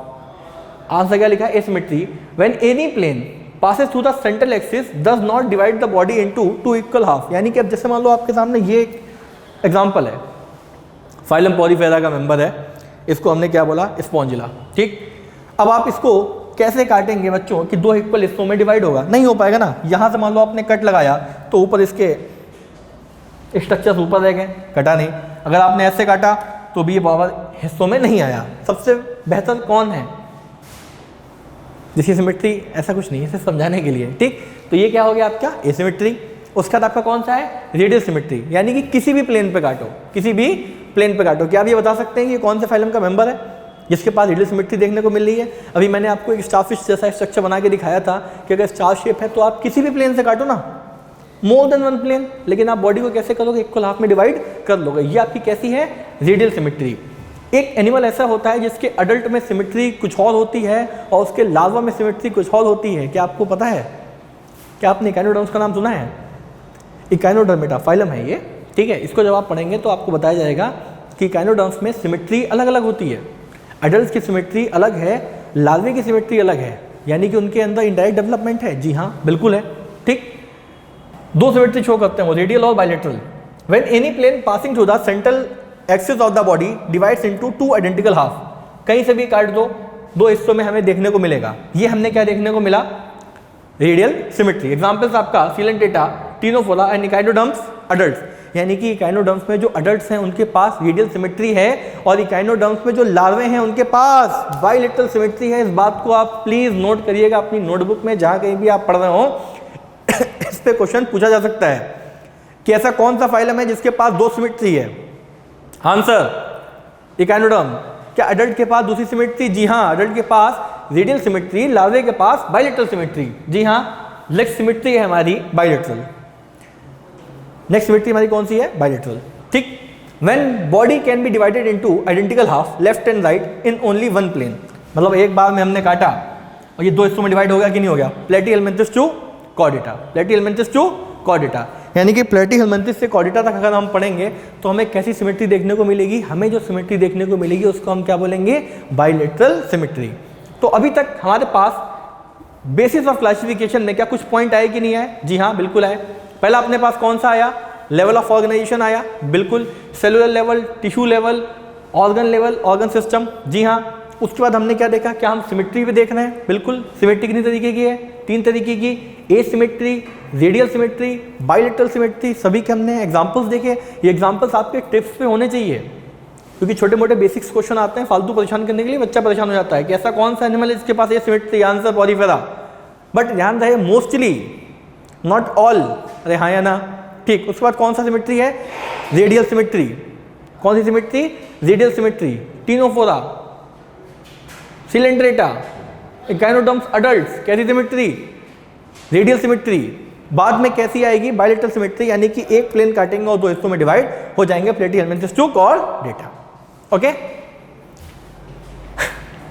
शायद आपके टीचर ने आपको ना बताया हो कि सिमेट्री एक और होती है जिसे हम बोलते हैं स्पेरिकल सिमेट्री। ये मेरी तरफ से एक क्यूरियोसिटी क्वेश्चन, आप प्लीज़ जुड़िएगा कि सर स्पेरिकल सिमेट्री क्या होती है, मुझे बताइएगा जहाँ पे आप मुझको मिलते हैं। मेरी तरफ से आपको होमवर्क है। मैं ये नहीं चाहूँगा बच्चों कि आपका जो नॉलेज है वो सीमित रहे, आप बेस्ट डॉक्टर बने और ज़िंदगी में बहुत कुछ आगे करें। नीट का एग्ज़ाम बहुत छोटा एग्ज़ाम है, मैं चाहूँगा कि आप लाइफ एग्ज़ाम में पास हों। ठीक। तो रेडियल सिमेट्री, बाइलेटरल सिमेट्री, सबसे पहले ए सिमेट्री, एक सिमेट्री और होती है स्फेरिकल सिमेट्री जो आपके सिलेबस में नहीं है, उसके बारे में हम यहाँ पे बात नहीं करेंगे। ओके, नेक्स्ट आगे बढ़े। अगला क्या है? Germ layer. Very good. अब देखो, अगर आपको याद हो, मैंने आपको क्या बताया था कि इस चैप्टर में बहुत सारे रिश्ते आएंगे। ठीक है, स्लाइड नंबर 1 आपके सामने ले आता हूँ। ठीक, जी हाँ, एनिमल किंगडम लिखा था, लिविंग वर्ल्ड के बारे में बताया, बायोलॉजिकल क्लासिफिकेशन के बारे में बताया, एवोल्यूशन के बारे में बताया। अब जब हम जर्म लेयर के बारे में बात करेंगे, किसके बारे में बात करेंगे बच्चों? जर्म लेयर के बारे में बात करेंगे। ठीक, आप में से कई लोगों को हो सकता है पता हो कि जर्म लेयर क्या होती है, जिसको नहीं पता है कोई दिक्कत वाली बात नहीं है, हम आपको बताएंगे जर्म लेयर। अब जर्म लेयर समझाने के लिए थोड़ा सा पिक्चर में आ जाएगा चैप्टर, इसका नाम है ह्यूमन रिप्रोडक्शन। जो बच्चे मुझसे पढ़े हैं वो जानते हैं कि कितना इंपॉर्टेंट चैप्टर है, कितना वेटेज रखता है और हमारे लिए कितना कीमती चैप्टर है। ह्यूमन रिप्रोडक्शन में आपने फेट ऑफ जर्म लेयर्स पढ़ा है क्या? पढ़ा होगा। जिन्होंने मुझसे नहीं पढ़ा उनके बारे में बताने। अरे हमारे पास जर्म लेयर होती है कि नहीं होती बच्चों? Endoderm, ectoderm, mesoderm. क्या आपने ऑर्गेनोजेनेसिस पढ़ा है? ऑर्गेनोजेनेसिस का मतलब क्या है कि कौन सा ऑर्गन जो है वो कौन सी जर्म लेयर से बन रहा है। जब आप एंडोक्राइन सिस्टम पढ़ते हैं तो एंडोक्राइन चैप्टर में जो एक डायग्राम बना हुआ है जिसमें बहुत सारे ग्लैंड्स बने हैं, कई बार एनसीईआरटी मतलब उसमें से क्वेश्चन आता है, चलो भाई ग्लैंड का ओरिजिन बताओ, कौन सा एंडोडर्म से, कौन सा एक्टोडर्म से, कौन सा मेसोडर्म से। हमारे हार्ट का पूछ लेते हैं कि डिराइव्ड कहाँ से हुआ है, एंडोडर्म, एक्टोडर्म या फिर मेसोडर्म। किडनी के बारे में पूछ लेते हैं। तो जर्म लेयर को पढ़ना बहुत ज़रूरी है, लेकिन जर्म लेयर को समझाने के लिए कॉन्सेप्ट कहाँ का यूज आता है? ह्यूमन रिप्रोडक्शन का, कि स्पर्म, ओवम, फ्यूजन, फर्टिलाइजेशन। सुना है कि नहीं सुना है? नहीं सुना है तो आइए जानते हैं, इसमें परेशान होने की जरूरत नहीं है। समझाने का मतलब सिर्फ ये है कि entire biology is interconnected, interlinked and interdependent. यहाँ तक क्लियर बच्चों? नहीं समझ में आया तो प्लीज़ बताना। हाँ, जर्मिनल लेयर। ठीक, हमारे पास 2 ऑप्शन है। ठीक, एक है आपका डिप्लोब्लास्टिक, है आपका ट्रिप्लोब्लास्टिक। डिप्लो नाम नहीं आ गया, 2 Diplo, 2 Diplo, 2 diploblastic and triploblastic. यानी कि कुछ ऑर्गेनिज्म ऐसे होते हैं जो डिप्लोब्लास्टिक होते हैं। कैसे होते हैं? डिप्लोब्लास्टिक, यानी कि जिनके पास 2 जर्म लेयर होती है, एंडोडर्म और एक्टोडर्म। मीसोडर्म का फॉर्मेशन बाद में होता है, ध्यान रखिएगा। ट्रिप्लोब्लास्टिक का मतलब क्या है? ऐसे एनिमल जिनके पास 3 जर्म लेयर होती है, एंडो, एक्टो और मीजो, एंडो, एक्टो और मीजो। लेकिन जिसके पास डिप्लोब्लास्टिक है, जिसके पास सिर्फ और सिर्फ 2 जर्म लेयर है, उसके पास बीच में एक जेली लाइक सब्सटेंस मौजूद होती है जिसको हम बोलते हैं मीजोग्लिया। क्या बोलते हैं? मीजोग्लिया। और मीजोग्लिया पे कई बार क्वेश्चन पूछा जाता है कि what is mesoglea? Mesoglea as a layer jelly like which is present between the endoderm and ectoderm, diploblastic. आइए जानते हैं कि ये जो लेयर बनती है कैसे बनती है। ठीक, यहाँ पे आपने क्या देखा? स्पर्म। क्या देखा आपने? स्पर्म। ओवम फ्यूज होगा कि नहीं होगा? जाइगोट बनेगा। और हमें पता है कि हमारी बॉडी में जब फ्यूजन होगा, ठीक, उसके बाद क्या होगा? डिवीजन शुरू होगा कि नहीं होगा? 2, 4, 8, 16, 32, 64 ऐसे बढ़ेगा कि नहीं बढ़ेगा? मोजुला, ब्लास्टुला, ग्लास्टुला सुना होगा ना बच्चों आपने, बिल्कुल सुना होगा। ठीक, देखिए है क्या, स्पर्म एंड ओवम मिलेंगे, जाइगोट बनेगा। जाइगोट बनने के बाद क्या होगा? क्लीवेज डिवीजन होगा, 2, 4, 8, 16, 32, 64, 128, यानी कि मोजुला बनेगा। मोजुला पे क्वेश्चन पूछते हैं कहाँ पे? ह्यूमन रिप्रोडक्शन में। बहुत इंपॉर्टेंट है कि मलबरी शेप जैसा कौन सा स्ट्रक्चर होता है, सॉलिड बॉल जैसा कौन सा होता है, 8 to 16 सेल। उसके बाद क्या बनेगा? ब्लास्टुला बनेगा। बाद में क्या बनेगा? ग्लैस्टुलेशन का प्रोसेस होगा, जहाँ जहाँ क्षण लग जाए, मतलब किसके बारे में बात हो रही है? प्रोसेस के बारे में बात हो रही है। ठीक, मॉर्फोजेनेटिक मूवमेंट्स हमें देखने को मिलेंगे, सेल्स का अरेंजमेंट देखने को मिलेगा, इनर सेल मास, ट्रोपोब्लास्ट, ये सब बातें कहाँ की हैं? ह्यूमन रिप्रोडक्शन की है, लेकिन उसका काम यहाँ पे पड़ रहा है। ये प्रोसेस हुआ कि नहीं हुआ? और एक टाइम ऐसा आएगा कि देखो आपको पोर जैसा स्ट्रक्चर बनने को मिल रहा है। ठीक, बीच में आगे चल के स्प्लिट करेगा और हमें क्या देखने को मिलेगा? एंडोडर्म और एक्टोडर्म। मीजोडर्म बाद में आता है, मैं आपको पहले ही बता दूं, मीजोडर्म बाद में आता है। तो आपसे अगर पूछिए कि ऑर्गेनिज्म के पास जर्म लेयर कितनी होती हैं, तो पहली बात तो डिपेंड करता है कि वो ऑर्गेनिज्म कौन सा है, और जर्म लेयर कितने तरीके की है? 2, या तो डिप्लोब्लास्टिक यानी कि 2 जर्म लेयर, या फिर ट्रिप्लोब्लास्टिक यानी कि 3 जर्म लेयर। अरे हाँ या ना? बिल्कुल। आगे देखते हैं, ये देखिए स्ट्रक्चर एनसीईआरटी का लिया हुआ डायग्राम है, कहीं और का बाहर का नहीं। ये जो आप पिंक कलर का जेली लाइक स्ट्रक्चर देख रहे हैं, इसे हमने क्या बोला? मीजोग्लिया। और मीजोग्लिया प्रेजेंट कहाँ है? बाहर वाला आपका एक्टोडर्म, अंदर वाला आपका एंडोडर्म। एंडोडर्म और एक्टोडर्म के बीच में क्या प्रेजेंट है? मीजोग्लिया। एंडोडर्म और एक्टोडर्म के बीच में क्या प्रेजेंट है बच्चों? मीजोग्लिया। ठीक, बाद में डायग्राम नंबर 3 है ये ट्रिप्लोब्लास्टिक। कैसा है? ट्रिप्लोब्लास्टिक। ट्रिप्लोब्लास्टिक का मतलब क्या है? 3 जर्म लेयर। ट्रिप्लोब्लास्टिक का मतलब क्या है? 3 जर्म लेयर, एंडोडर्म, एक्टोडर्म और मीजोडर्म। अब एग्जाम में पूछते हैं कि कौन से ऑर्गेनिज्म ऐसे हैं जो ट्रिप्लोब्लास्टिक है, कौन से ऑर्गेनिज्म ऐसे हैं जो डिप्लोब्लास्टिक है। सिंपल सी बात है, देखिए यहाँ पे क्या लिखा है, डिप्लोब्लास्टिक के बारे में बात करते हैं। Cells are arrange in 2 embryonic layers, endoderm and ectoderm, within an intervening undifferentiated mesoglea is present. यानी कि बीच में एक अनडिफरेंशिएट करने वाली लेयर प्रेजेंट है, जिसे हमने क्या बोला? मीजोग्लिया। जेली लाइक होती है, ध्यान रखिएगा। ठीक, किसमें देखने को मिलती है? फाइलम सीलेंटेटा है, टिनोफोरा, यानी कि शुरू के जो फाइलम नंबर 2 और 3 है। पहला फाइलम कौन सा है? पॉलीफेरा। दूसरा कौन सा है? सीलेंटेटा। तीसरा कौन सा है? टिनोफोरा। सीलेंटेटा और टिनोफोरा में क्या देखने को मिलता है? मीजोग्लिया। यानी कि सीलेंटेटा और टिनोफोरा कैसे होते हैं? डिप्लोब्लास्टिक। डिप्लोब्लास्टिक का मतलब क्या है? उनके पास कितनी जर्म लेयर होती है? 2 जर्म लेयर, एंडोडर्म और एक्टोडर्म। एंडोडर्म और एक्टोडर्म के बीच में क्या प्रेजेंट होता है? मीजोग्लिया, जेली लाइक होती है। ट्रिप्लोब्लास्टिक के बारे में बात करेंगे। किसके बारे में बात करेंगे? ट्रिप्लोब्लास्टिक। सिंपल सी बात है, ऐसे एनिमल जिनके पास 3 जर्म लेयर है, एंडोडर्म, एक्टोडर्म और मीजोडर्म, वो कैसे हो जाएंगे? हमारे ट्रिप्लोब्लास्टिक हो जाएंगे। Phylum Platyhelminthes 2 Chordata. अरे हाँ या ना? प्लेटीहेलमिन्थेस के बाद में जितने आएंगे वो सब कैसे होंगे? ट्रिप्लोब्लास्टिक होंगे। अब भी देखिए, मैंने आपको कुछ पढ़ाया नहीं है, बेसिक्स ऑफ क्लासिफिकेशन ही पढ़ा रहा हूँ, लेकिन आपके सामने कोई भी क्वेश्चन आ जाए, मान लो फाइलम आ जाए, phylum Mollusca, phylum Echinodermata, phylum Hemichordata, तो आप देख लोगे ना कि इस वाले रेंज में आ रहा है। तो कैसा हो सकता है? क्या ट्रिप्लोब्लास्टिक हो सकता है? जी हाँ। अगर शुरू के 2 की बारे में बात करें तो क्या वो डिप्लोब्लास्टिक हो सकते हैं? बिल्कुल। बीच में क्या प्रेजेंट है? मीजोग्लिया। आगे बढ़ते हैं, सीलोम। क्या होगा? सीलोम। जी, नेक्स्ट प्रॉपर्टी हमारी क्या होगी बेसिस ऑफ क्लासिफिकेशन में? सीलोम की कौन से एनिमल्स ऐसे हैं जो एसिलोमेट हैं, कौन से एनिमल ऐसे हैं जो सूडोसिलोमेट हैं, कौन से एनिमल्स ऐसे हैं जो ट्रूसिलोमेट हैं। ठीक, ट्रूसिलोमेट होने के लिए सबसे जरूरी है कि भाई आपके पास मीजोडर्म की लाइनिंग होनी चाहिए। अगर वो नहीं है तो आपको ट्रूसिलोमेट की कैटेगरी में रख पाना बहुत मुश्किल है। समझ में आया इतना? ठीक, acoelomate, pseudocoelomate and true coelomate. Acoelomate, pseudocoelomate and true coelomate. गाना नहीं गा रहा हूँ, ये समझा रहा हूँ। ठीक, अब देखो आप यहाँ पे आगे, सीलोम क्या है? Space between body wall and gut, space between body wall and body cavity. अरे हाँ या ना? स्पेस, खाली जगह, सीलोम। सीलोमिक फ्लूइड सुना है आपने? सीलोमिक कैविटी सुना है आपने? जी हाँ, वही है। Space between body wall and gut is body cavity and if it is lined by mesoderm from all side then it is called coelom. क्या कहेंगे इसको हम? सीलोम कहेंगे। सीलोम कितने तरीके के? 3, एसिलोमेट, सूडोसिलोमेट, ट्रूसिलोमेट। पोयम है ये, एसिलोमेट, सूडोसिलोमेट, ट्रूसिलोमेट। एसिलोमेट कैसा है? No body cavity. Example Platyhelminthes. देखिए ना यहाँ पे एंडोडर्म भी है, एक्टोडर्म भी है और मीजोडर्म भी है, तो ये किस कैटेगरी में आ गया? हमारा नो बॉडी कैविटी यानी कि प्लेटीहेलमिन्थेस। के बाद पूछेंगे कि प्लेटीहेलमिन्थेस कैसे हैं, तो आंसर क्या जाएगा? एसिलोमेट। क्या जाएगा? एसिलोमेट। नेक्स्ट हमारे पास क्या है? सूडोसिलोमेट। देखो बच्चों, सूडोसिलोमेट में क्या होता है कि मेसोडर्मल पाउचेस प्रेजेंट होते हैं। अब आप पूछोगे मेसोडर्मल पाउचेस क्या होते हैं? बिल्कुल बताएंगे। ये समझ लो कि मेसोडर्मल जो है वो पाउचेस के फॉर्म में प्रेजेंट है, गोल गोल से स्ट्रक्चर बने होंगे। यहाँ पे आप अगर देख सकते हो ध्यान से तो। ठीक, pseudocoelomate body cavity is not lined by the mesoderm.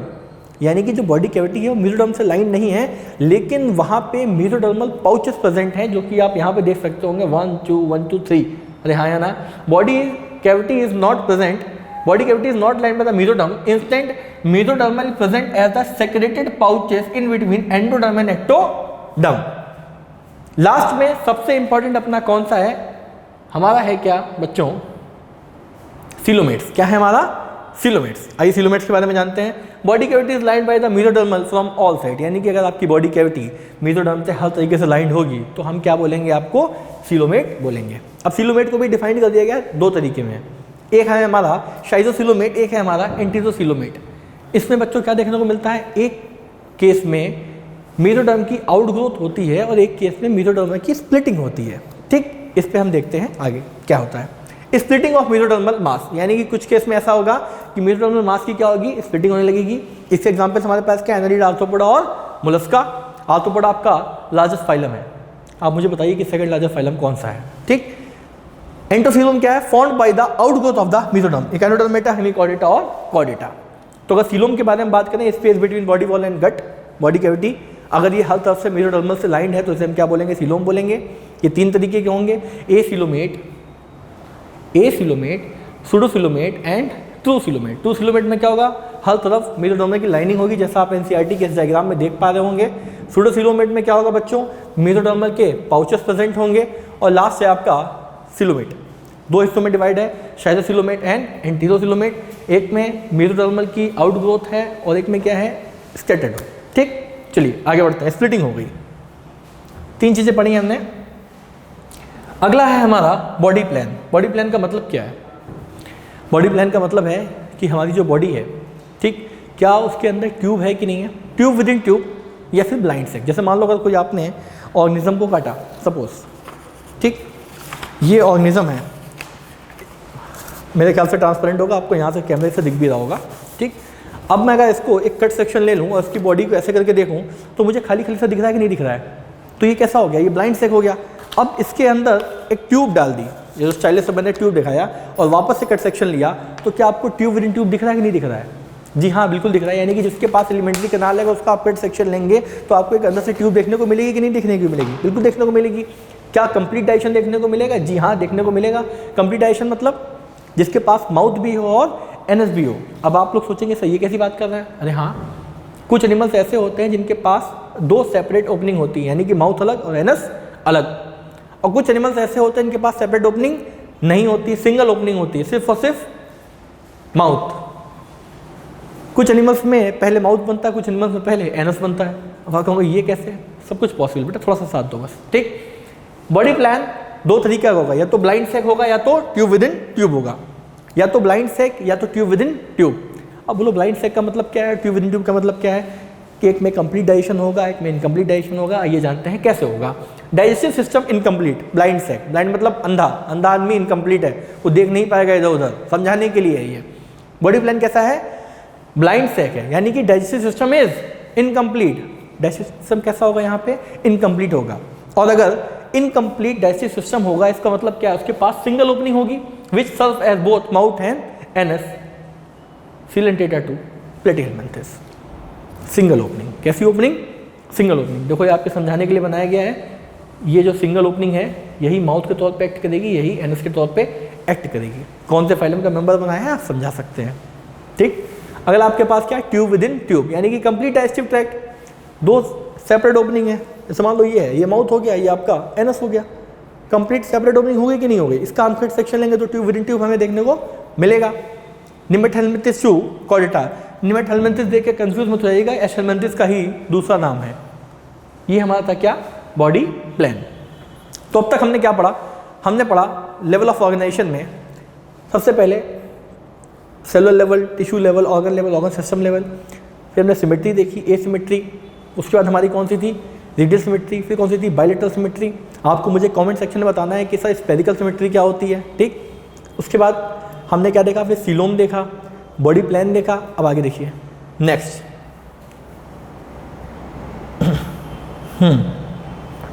Next क्या है? सेगमेंटेशन। सेगमेंटेशन का मतलब क्या है? हिस्सों में बटा होना, टुकड़ों टुकड़ों में बटा होना। जैसे कुछ एनिमल्स ऐसे होते हैं जिनकी बॉडी बहुत सारी सेगमेंटेड होती है। सेगमेंटेड बॉडी कैसी होती है मैं आपको भी दिखाता हूँ।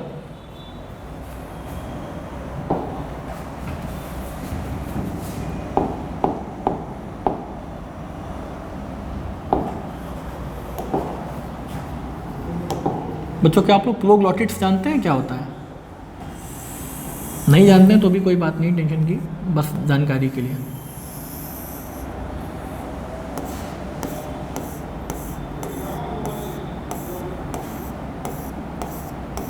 एनिमल बना रहा हूँ। अब आप ये देखिए उसकी बॉडी में कितने सारे आपको सेगमेंट देखने को मिल रहे हैं। क्या ह्यूमन बॉडी के अंदर सेगमेंट्स होते हैं? सोचिएगा बच्चों, ये जो चीज़ बनाई है इसको हमने क्या बोल दिया यहाँ पे? सेगमेंटेशन। बहुत सारे एनिमल्स ऐसे होते हैं जिनके अंदर बहुत सारे सेगमेंट देखने को मिलते हैं। क्या आर्थ्रोपॉड के अंदर सेगमेंट देखने को मिलते हैं?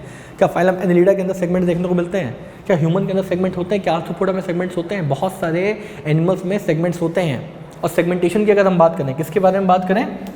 सेगमेंटेशन की। सेगमेंटेशन की। तो सेगमेंटेशन जो होता है वो भी कई तरीके का होता है, ठीक, लेकिन हम सिर्फ उसके बारे में पढ़ेंगे जो एनसीईआरटी में है। क्या कुछ ऑर्गेनिज्म में इंटरनल सेगमेंटेशन होगा? क्या एक्सटर्नल सेगमेंटेशन होता है? जी हाँ, बिल्कुल होता है। ठीक, एक सेगमेंटेशन ऐसा होता है जिसे हम ट्रू सेगमेंटेशन बोलते हैं। क्या बोलते हैं? True segmentation. मेरा आपसे एक सवाल है, क्वेश्चन मार्क बताइए। कॉर्डेट्स, हालांकि अगर आपने लेक्चर को ध्यान से सुना होगा तो पता होगा, क्या कॉर्डेट्स के पास सेगमेंट होते हैं? कॉर्डेट्स क्या होते हैं पता है? इनके पास नोटोकॉर्ड होती है। आइए, segmentation. True segmentation is found in Annelida, arthropoda and chordates. Repetition of the similar structure is called metabolism. यानी कि कुछ एनिमल्स ऐसे होते हैं जिनकी बॉडी में कंटिन्यूअस मेटाबॉलिज्म कैरेक्टर देखने को मिलता है, यानी कि एक के बाद एक के बाद एक के बाद एक हिस्से देखने को मिलते हैं। अरे हाँ या ना? सेगमेंटेशन बहुत सारे लोगों के अंदर मिलना है। एनिलिडा सुना? एनिलिडा सुना होगा ना? फाइलम आएगा, phylum Porifera, Coelenterata, Ctenophora, Platyhelminthes, Aschelminthes, Annelida, Arthropoda, Annelida. Annelida के पास कैसा सेगमेंटेशन देखने को मिलता है? ट्रू सेगमेंटेशन देखने को मिलता है। ठीक, क्या साथ ही साथ हमारे जो आर्थ्रोपोडा और कॉर्डेट्स इनके अंदर सेगमेंटेशन है? जी हाँ, बिल्कुल, इनके अंदर भी सेगमेंटेशन देखने को मिलता है। क्या वो ट्रू सेगमेंटेशन होता है? प्लीज सोच के बताइएगा। आगे देखिए बच्चों क्या लिखा है। Repetition of structure is called metabolism. Metabolism पे क्वेश्चन आता है। मेटाबॉलिज्म खास करके डिटेल से करवा दिया जाएगा वहाँ पे जब इसको पढ़ाया जाएगा। अब सर्कुलेशन की बात की। सर्कुलेशन कैसा होता है? या तो ओपन होगा या तो क्लोज्ड होगा। ओपन सर्कुलेशन और क्लोज सर्कुलेशन यानी कि ऐसे एनिमल्स जिनके पास आर्टरी, वेन एंड कैपिलरीज या तो आप ये बोल सकते हैं कि नहीं है, या तो आप ऐसा बोल सकते हैं कि पुअरली डेवलप्ड है। क्या बोल सकते हैं? Poorly developed. क्यों? क्योंकि जब आप कॉकरोच पढ़ेंगे, क्या पढ़ेंगे? कॉकरोच। तो कॉकरोच में आपको क्या पढ़ाया जाएगा? कॉकरोच में आपको पढ़ाया जाएगा कि कॉकरोच का नाम पता है ना? Periplaneta americana. ठीक, कि blood vessels are poorly developed. कैसी डेवलप्ड है? Poorly developed. अब अगर ओपन सर्कुलेटरी सिस्टम है तो जो ऑर्गन्स होते हैं वो बास्टेड होते हैं किसमें? ब्लड में। और जिसको जब रिक्वायरमेंट होती है वो नेबरिंग सेल्स के नेबरिंग टिश्यू से उसका न्यूट्रिएंट को ले लेता है। ठीक, लेकिन अगर क्लोज सर्कुलेटरी सिस्टम की बात करें तो क्लोज सर्कुलेटरी सिस्टम में क्या है? आर्टरी है, वेन्स और कैपिलरीज है, प्रॉपर चैनल है, तो चैनल के थ्रू चीज़ें फ्लो करती हैं। अगर आप ओपन सर्कुलेटरी सिस्टम के बारे में बात करेंगे तो जो आपके अगेन लोअर फाइलम जो आ रहे हैं, ठीक, arthropod, Mollusca, Echinodermata, Hemichordata and some lower chordates. Some lower chordate, urochordate का नाम सुना है आपने? जब आप फाइलम कॉर्डेटा पढ़ेंगे तो उसके अंदर भी आपको डिवीजन देखने को मिलेगा। ठीक है, close type blood is circulated through the artery, vein and capillaries. Annelida, cephalopods, mollusc and vertebrates. देखो बच्चों है क्या ना कि जितने भी हमारे फाइलम्स हैं वो बस एनसीईआरटी ने 4-5 लाइनों में 8 लाइनों में निपटा दिया, फिनिश कर दिया। ठीक, लेकिन एनसीईआरटी आपसे बिटवीन द लाइन बहुत सारी चीज़ें पूछती है।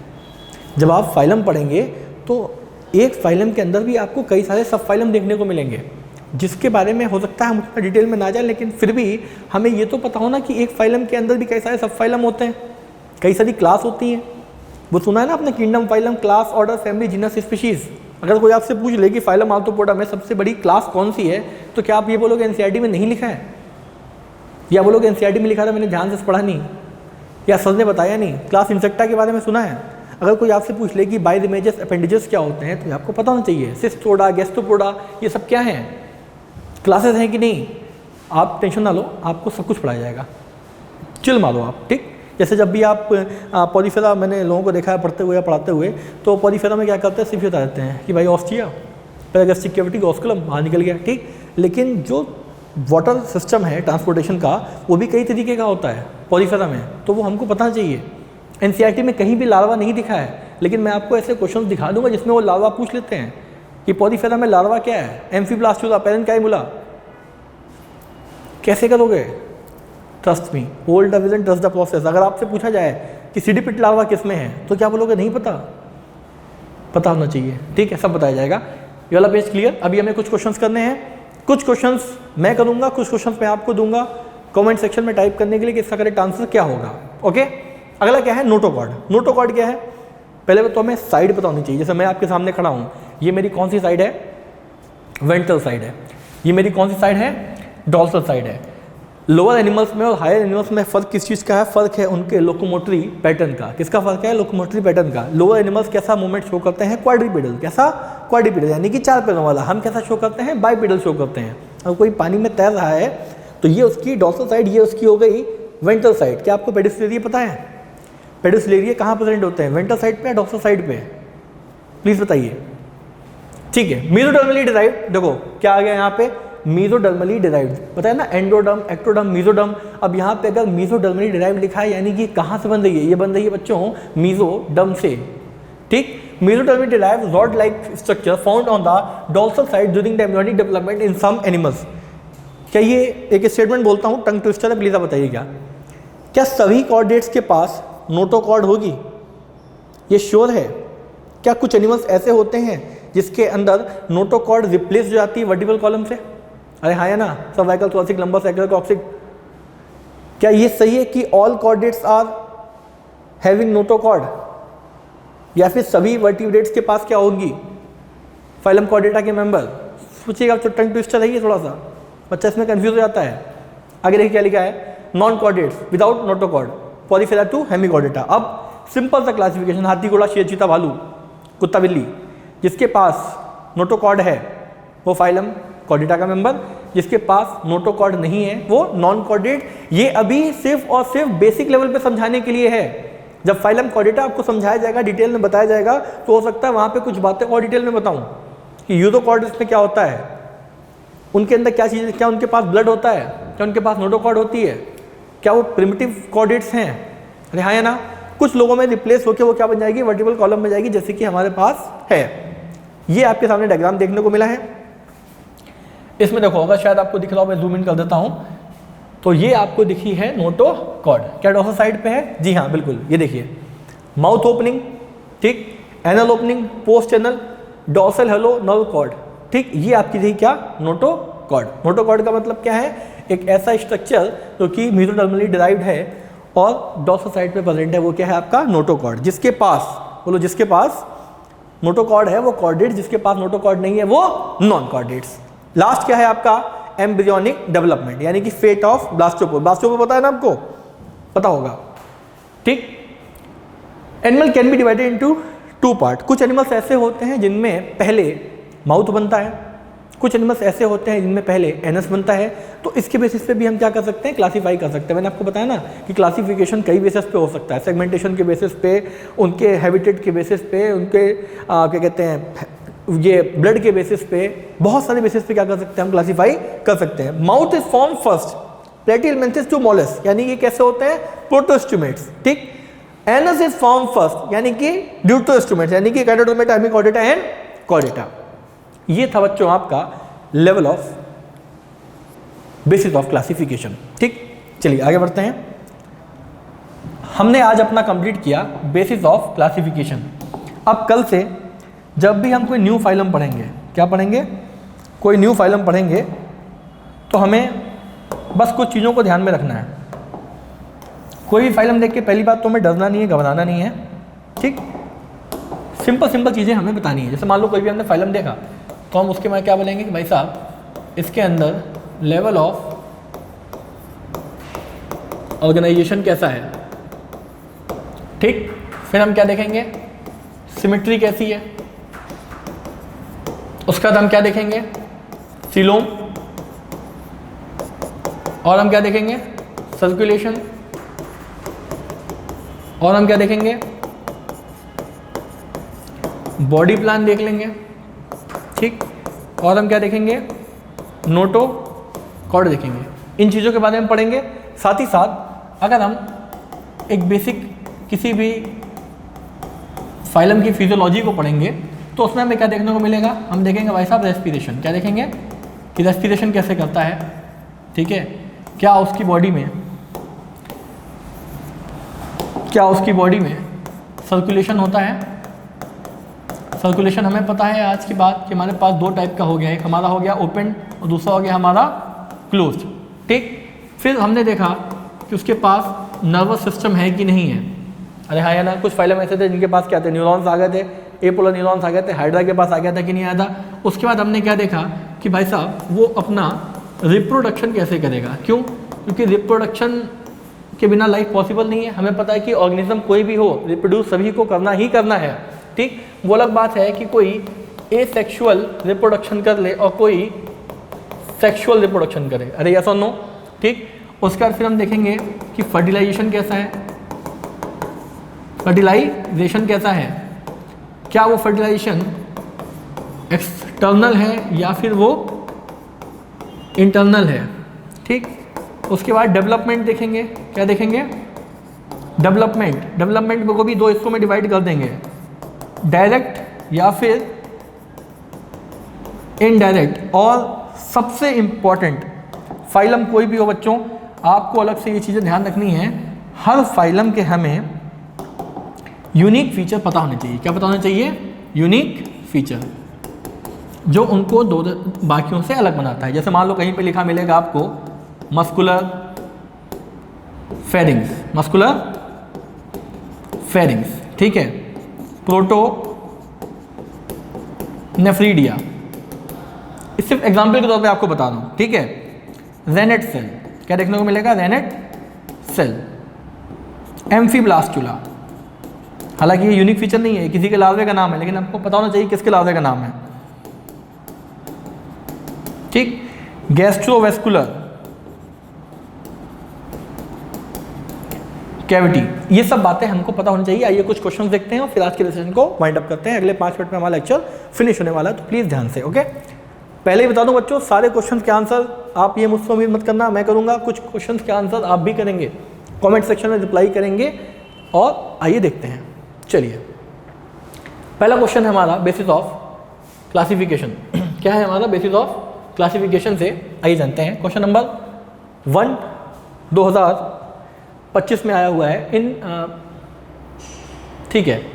क्या है? While trying to find out the characteristic of a newly found animal, मतलब एक न्यूली फाइंड एनिमल देखा है, उसकी हमें कैरेक्टरिस्टिक के बारे में जानना है, ठीक। रिसर्चर डिड द हिस्टोलॉजी, क्या किया उन्होंने? हिस्टोलॉजी किया। हिस्टोलॉजी पता है आपको, टिश्यू के बारे में स्टडी करना शुरू किया, ठीक। और उन्होंने क्या देखा? Adult animal and observe a cavity with the presence of the mesodermal tissues. ध्यान दें बच्चों, मेसोडर्मल टिश्यू प्रेजेंट है यहाँ पे। क्या प्रेजेंट है? Tissue towards the body wall, but no mesodermal tissue was observed towards the alimentary canal. What could be the possible? Coelom. Basis of classification, coelom कितने तरीके की coelom? acoelomate, true coelomate and pseudocoelomate। कहीं पे present है tissue के form में, कहीं पे नहीं प्रेजेंट है। तो आंसर आपका क्या चला जाएगा? आंसर चला जाएगा आपका pseudocoelomate। क्या चला जाएगा? pseudocoelomate, यानी कि एक तरीके की false coelom। कैसी coelom? false coelom। नेक्स्ट देखिए, नेक्स्ट क्या है? Which of the following pairs are incorrectly matched? 2024 में पूछा गया है, इनकरेक्टली मैच पूछा गया है।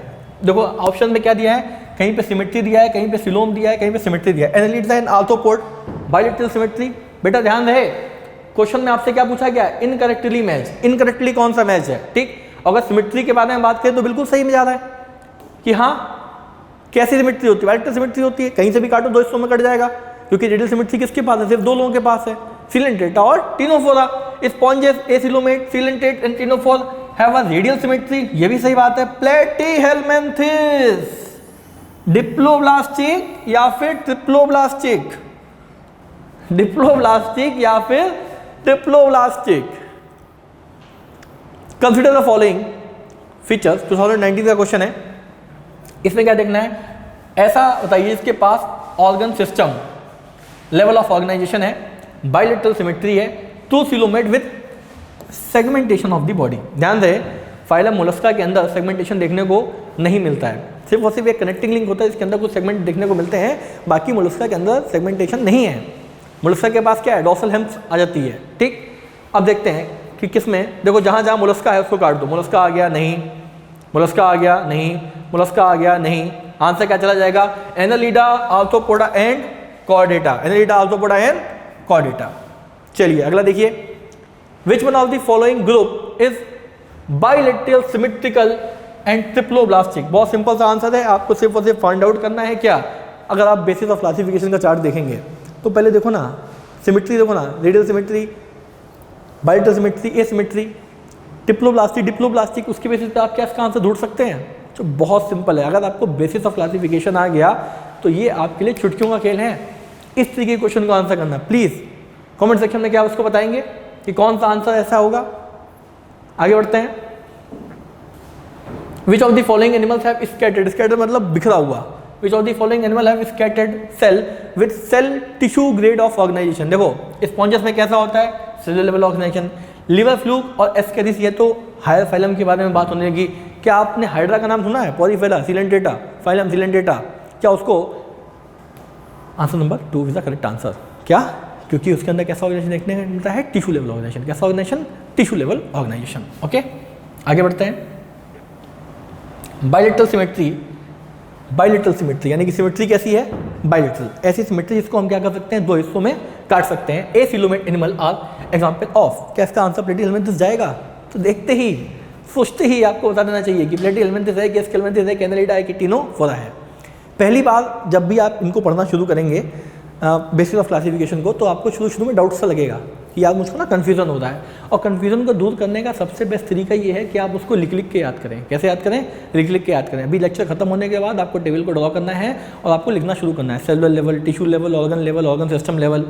ठीक है, सिलोम के बारे में बात करेंगे, ट्रू सिलोम, ए सिलोम, सुडोसिलोम, ठीक, किसके अंदर मिडोसोमल पाउचेस है, क्या नहीं है। बहुत सिंपल है बच्चों, प्लीज़ ध्यान से सुनिएगा। हाँ, besides Annelida and Arthropoda metamerism is exhibited by, metamerism का होता है ना, to repetition of the segments, किसकी बॉडी में सेगमेंट्स बने हुए हैं, टूटे हुए हैं। अब देखो सिस्टोडा, कॉर्डेटा, मोलस्का, मोलस्का तो भी मैंने बोला कि मोलस्का की बॉडी में सेगमेंट नहीं है, डॉर्सल विसरल हम्प होती है। ठीक, क्या ऑक्टोपस मोलस्का में आते हैं। अब देखिए क्या इसमें कहीं कॉर्डेटा लिखा है, जी हाँ, Chordata is the correct answer. क्या हम लोग कॉर्डेट्स हैं, बिल्कुल, हम लोग सबसे हायर पे हैं। आज की डेट में अगर कोई सबसे टॉप पे है तो वो कौन है, सबसे ह्यूमंस। माउथ डेवलप फर्स्ट, ओहो, प्रोटोस्टोम एंड ड्यूटोस्टोम, ठीक, mouth develop first and anus form later. Proto मतलब प्रिमिटिव, मतलब पहले क्या आया, पहले माउथ बना, एनस बाद में बना, ड्यूटोस्टोम। ठीक, अब आप लोग सोच होंगे कब आया था ये क्वेश्चन, 2012 में BHU में आया था, Banaras Hindu university. Cellular aggregates are found in, जिसकी बॉडी में सेलुलर लेवल ऑफ ऑर्गेनाइजेशन था, बेसिक प्लांट था, पहला एनिमल था, कौन से थे, क्या वो सिंडेरियंस थे, नहीं, टिश्यू लेवल, राउंड वॉर्म से, नहीं, ऑर्गन के बाद वाले आया था, फ्लैट वॉर्म, स्पॉन्जेस। इसके अंदर कैसा हमें देखने को मिला, हमें इसके अंदर देखने को मिला सेलुलर लेवल ऑफ ऑर्गेनाइजेशन, यानी कि फाइलम पॉलीफेरा के ये मेंबर्स हैं। On the basis of organization animal are grouped into Parazoa and Metazoa. वो टेबल आपको याद आ रही है, 1997 के ये क्वेश्चन है। तो ये सारे क्वेश्चंस थे बच्चों जो हमने आज डिस्कस किए। हर रोज़ हम एक लेक्चर के बाद ऑलमोस्ट 10 क्वेश्चन को क्लास में सॉल्व करेंगे। बाकी के बचे क्वेश्चंस को आपको होमवर्क को दिया जाएगा, आपको उसमें सॉल्व करना है, यूट्यूब पे और कमेंट सेक्शन में आंसर करने हैं। अगले लेक्चर में हम डिस्कस करेंगे फाइलम पॉलीफेरा, और पॉलीफेरा के बाद हम धीमे धीमे आगे बढ़ते चलेंगे। रेडियल सिमेट्री अकर्स इन, ऐसे कौन से फाइलम हैं जिनके अंदर रेडियल सिमेट्री देखने को मिली है, कहाँ कहाँ पे क्वेश्चन पूछे गए हैं, आपको पता होना चाहिए। क्या पॉलीफेरा के अंदर रेडियल सिमेट्री है, नहीं, तो पहले फाइलम है ना, सिमेट्री इनके अंदर कहाँ थी, कोई सिमेट्री नहीं थी। उसके बाद क्या प्लेटिहेल्मिन्थस के पास तो कैसी आ गई, बाइलेटरल आ गई, आर्थ्रोपोडा मोलस्का, हायर फाइलम के एनिमल्स। आंसर हमारा Coelenterata and echinodermata. Okay, oh thank you. Thank you का मतलब क्या है पता है, थैंक यू का मतलब बच्चों ये है कि हमारा लेक्चर जो है वो आज का यहीं पे ख़त्म होता है। मिलते हैं अगले लेक्चर में। अगले लेक्चर में हम लोग पढ़ेंगे फाइलम पॉलीफेरा के बारे में। फाइलम पॉलीफेरा प्रिमिटिव फाइलम है, पहला फाइलम है, उसको ध्यान से पढ़ेंगे। और मैं आपको बता दूं कि आप बिल्कुल भी इस उम्मीद के साथ मत आइएगा कि मैं एनसीईआरटी की 4 लाइनों को ट्रांसलेट कर दूंगा। अगेन आई रिपीट बच्चों, एनसीईआरटी करना शुरू में बहुत अच्छा लगता है, लेकिन बाद में एनसीईआरटी बिटवीन द लाइंस इतनी चीज़ें कहती हैं जिसको समझ पाना बहुत मुश्किल होता है। आपको एक brain, healthy brain, developed brain की जरूरत पड़ेगी चीज़ों को पढ़ने के लिए, समझाने के लिए। तो प्लीज़ इस मार्जिन के साथ आइएगा कि आप क्या कर सकते हैं, थोड़ा सा ज़्यादा पढ़ सकते हैं। ज़्यादा का मतलब ये नहीं कि मैं आपको MBBS का पढ़ाऊँ, ज़्यादा का मतलब ये है कि इतना जिससे आपके सारे PYQs जो हों वो फ्रेम हो सकें। तो डेप्थ में पढ़ेंगे, डिटेल में पढ़ेंगे। और बच्चों मैं आपको बता दूं, मैं आपको पढ़ाने आता हूं, खुश करने नहीं। तो प्लीज़ थोड़ा सा मार्जिन लेके चलना, ज़्यादा पढ़ना। आज की क्लास यहीं तक, लेक्चर को एंड करते हैं। Thank you, have a nice day. मिलते हैं नेक्स्ट वीडियो में फाइलम पॉलीफेरा के साथ। Thank you.